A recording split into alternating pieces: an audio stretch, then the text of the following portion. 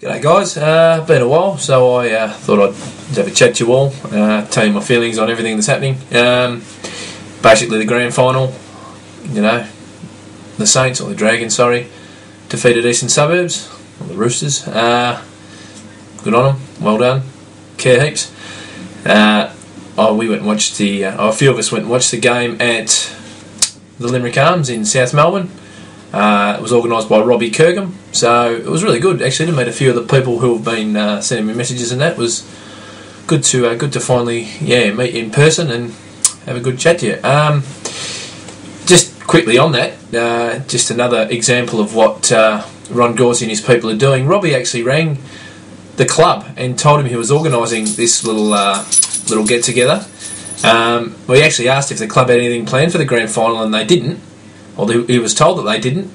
So he went and organised this, and he even said to them, he doesn't want to step on anyone's toes, and the club had basically informed Rob that nothing was happening, and they gave their assurances, nothing was happening, and that Rob wasn't stepping on anyone's toes. But shortly after, Rob had organised everything, they come up with this tweet up or some rubbish that was happening at the bench. Now, $10 to get in for members, what's going on? Like, honestly. And what's with that bloody survey? How much would we be prepared to pay for a poster? I mean, honestly, if you don't see that they're treating us like idiots, and you'd have to see it. Honestly, it's an absolute joke. It is an absolute joke. Anyway, but that's you'll know my thoughts on that, and there's only one way we can fix that, isn't there? And that's by the people who run the club, the idiots, to be banished and never return. The Dragons won the grand final, and I heard a caller on the radio actually say it was in response to actually St Kilda. They actually said, you can never take premierships away from us. She was talking about the 1966 one, I think. She was going on about, they can never take that from us. We can always hold that dear. Now, the Dragons were celebrating. They of course won the grand final.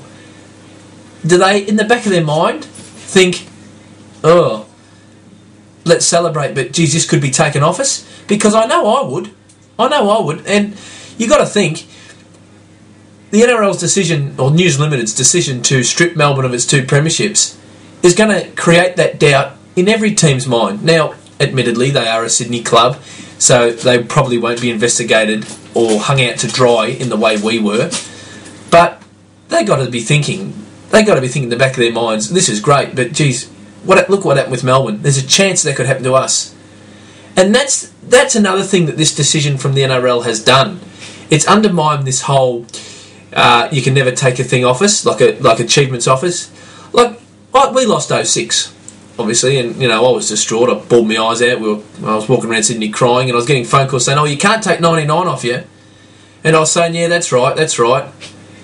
And as they didn't take 99 off us, but they took 07. Now, again, the same thing was said to me when we lost 08. Now, I wasn't crying this time, I was just angry. But I was getting phone calls saying, they can't take last year off you. But they did. This long thought that you can't lose anything that you've achieved, well, they've killed it. And they don't think things like this, they don't think about things like this for the fans and the supporters and the players. They don't think about things like this when they make decisions like this. And it filters down, and it makes, it's creating all these little windows of doubt in people's mind. Now, good on the Saints, but God help them if they go through the same thing we've gone through, because you know how much it's hurt us, and what's happened. So, yeah, I just thought people need to think that decisions that they make keep affecting us. And I know that people are talking about moving on. A lot of people are saying move on.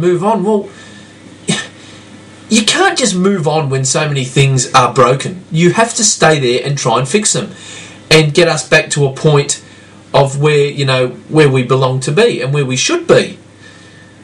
Like, the move on analogy comes from the club, and Storm Man's Facebook page. We all know the actual real Storm Man doesn't write that Facebook page. Is there even a real Storm Man? It's obviously one of Ron Gorsey's people, and they're drumming that into us. I'm asking everyone and I'm urging everyone to not listen to it. Because by moving on, they know full well that they won't be held accountable for what they've done. And I'm just begging everyone, see through what they're trying to do. See through what they're trying to do, because they're trying to get people just to forgive and forget, and we can't do that. I can't do that. I physically cannot do that. I have to stay here until 2007 and 2009 are reinstated. I've made that pledge, and it's still something that burns inside me to this day. And you speak to a lot of people, and they say, "Oh, you're not going to get them back." Well, I can tell you, we are going to get them back, and it's never even been a thought in my mind that we won't. It's just how we're going to go about it. And look, we have to think about new ways, but we'll find a way, and we'll hold these mongrels at News Limited accountable. Now, a lot of you know that I am friends with Ron Gorsey's cousin. We're very good friends, actually, or we were, or we still kind of are. And so I'd never really attacked Ron Gorsey, in this type of forum, but I feel I have to. Now, look, a lot of you are on my Facebook page, my personal page, you'd see that Jason Gorsey was usually the one sticking up for Ron, and I admire that, sticking up for a member of his family, until, others disagreed with him. So he's taken himself off as a friend of my Facebook page. So I feel now that I can actually express how I really feel about Ron Gorsey, and it's this. The bloke is a snake. The bloke is a typical News Limited puppet, and he is getting worse by the time... every day he's in that job, he's getting a lot worse. I didn't go through a lot of things that were said in a meeting that we had with him, but I'm going to share something with you now, which is what he told me, which was a blatant lie, and a way in which he was trying to get me to turn against the people who I respect the most, being the 4 directors. When I quizzed him about why we should all be punished for the crimes or why the supporters and the supporters' voice, being the 4 directors, should be punished by their sacking for the crimes of Brian Waldron and Matt Hansen and the like, more so Brian Waldron. Ron Gorsey told me, now listen to this, Ron Gorsey told me that the directors were the ones responsible for his appointment. Now, you would all know, as I know, that the 4 directors came in after Brian Waldron had been appointed. And for Ron Gorsey to think that I didn't know that was just stupid and bizarre. But this demonstrates what type of person Ron Gorsey is. He's a liar. He's a snake. And this whole thing with the members of the Banner crew who threatened me, they knew things about that meeting that I certainly didn't share. And as I said in the last video, he's got his group of followers who are threatening me. And look, no doubt, if they saw others who were speaking up against the regime, they would be threatening them too. Do you see what he's trying to do? Do you see what Ron Gorsey's trying to do? He's trying to turn the supporters against the people who are trying to hold the National Rugby League and News Limited accountable. And he's just doing what Hartigan tells him to. And as I've said all along, the bloke is a puppet.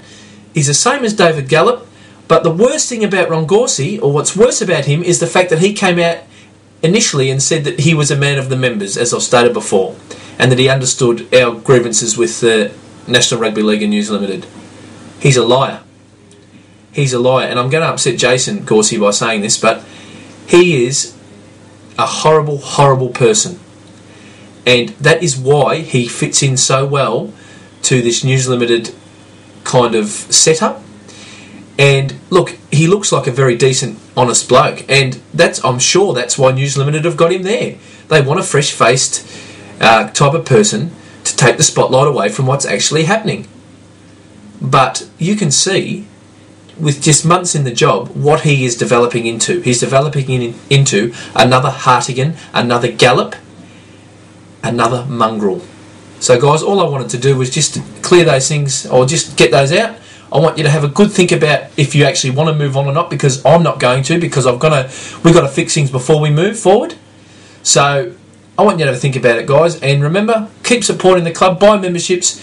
But remember, the people who own the club are not the people who love the club. And that's, I think, what we all have to, have to get the word out that, the people who love the club are us, and those people who were sacked, being the 4 directors. And that's the thing that's important to remember. Anyway, guys, until next time, take care. Bye.